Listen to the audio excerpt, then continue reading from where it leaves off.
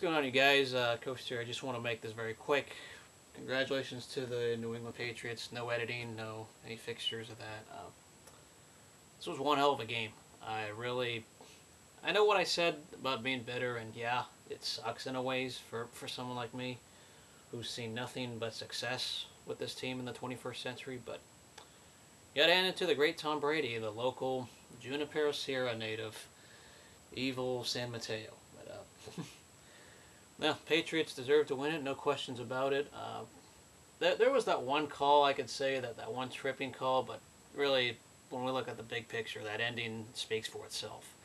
This was a game that pretty much played the way I thought it would. It would be low scoring throughout, and then there'd be some scoring near the end, but Seattle failed to pull away. The Patriots stacked the box. I figured they were going to do that. I figured, all right, they got to play the odds. They have to stop Marshawn Lynch. But they were also able to stop the passing for the most part. It took a couple of lucky bounces, and they were one play away from almost losing. But that one play they made it to right at the end, which this won't go out down as like the greatest Super Bowl or any other thing along those lines. But this will go at least in the top 10 of the 49 that have been played. I think this is still a good Super Bowl, not a great one. There was definitely some anticlimacticness in it, but. Really, the Patriots defense did their job against most of Seattle's offense. They weren't prepared for an undrafted guy like Chris Matthews, who spent time in Canada. I mean, he's not even a rookie. He's a CFL guy who bounced a couple of years up there and then spent last year in Seattle. This was his first year with the team. They stashed him for the Super Bowl week. It's like they game planned with him, and obviously nobody else could game plan for a guy like that. Definitely caught him by surprise, and then they put Browner on him. They adjusted. But on top of all of that big play to Curse, it felt like Antonio Freeman. If you're a Packers fan, you know what I'm talking about. It felt like Antonio Freeman had that bouncy play. And then after a run to Marshawn Lynch, they called a slant to Ricardo Lockett. I mean, I don't think the call of a pass was bad for the Seahawks. Really, I thought it was the right call to make a pass play, but slants and fades become very predictable. They can't do that all the time. The Patriots were lined up in a goal line defense. They probably would have stopped Lynch for no game. They stacked the box. You have to expect that. I know beast mode and all that factor. You're going to make that argument. I get it. But it was second down. They could have probably ran it on third and fourth down. I expected them to do that, do it along those lines. But they slanted and it backfired. Obviously, Patriots got the big interception, and even there was that meltdown at the end, which they pulled a Tampa Bay Buccaneers trying to bull rush the ball. I get it. If I'm the Seahawks, you try to do that, and I know it got physical at the end, but Patriots won. A repeat was denied. I thought the Patriots did what they were going to do, that was go dink and dunk. I thought they were going to run the ball a little bit better, but they couldn't, minus a few plays. They went underneath because they were scared of the big throw. But once Jeremy Lane was out, they started attacking the slot guy, Thurl Simon. That was pretty predictable they were going to do that. Then, I don't know why Seattle had KJ Wright on Gronkowski, but they needed to double team him a little bit more. They went a little bit physical. Gronk, great weapon. I thought Edelman was going to get the MVP award. Thought his catches, he was a decent catch and run guy. If you're in one of those points per reception leagues, you did pretty well with Edelman. That's a name that has helped me out for sure over the time.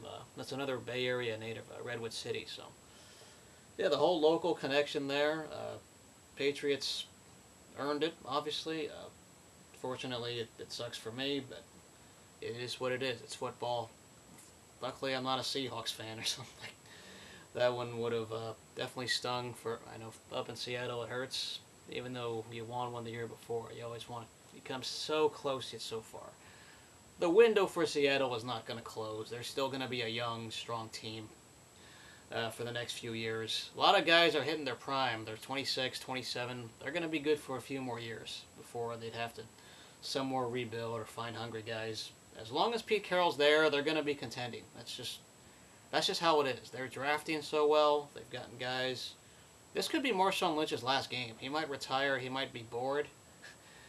I don't know. It's up in the air. A lot of things for the Seahawks team become up in the air. But the one thing they got is the core. They're going to have to lock up Russell Wilson soon. they're going to have to lock up Bobby Wagner soon. He had a pretty good game. They should never draft a wide receiver again. All their wide receivers are better when they're undrafted. It's the nature of the Seahawks. I don't know how they do it, but they find guys that compete.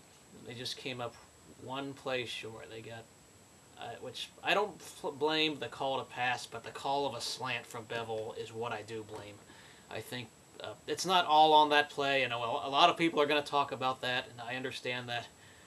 I think the play when the 49ers lost 2 years ago and they had it on the 5 and 4 straight plays, that's way worse. I think this one, yeah, it was a pick. It was one quick play, but you have to mix it up. You can't just go run, run, run when Marshawn Lynch was getting stopped. I mean, Seattle played run, run, run a few times this game, and I get it. You have to open things later. You can't just aggressively throw it early. But no, Seattle, they're going to be back.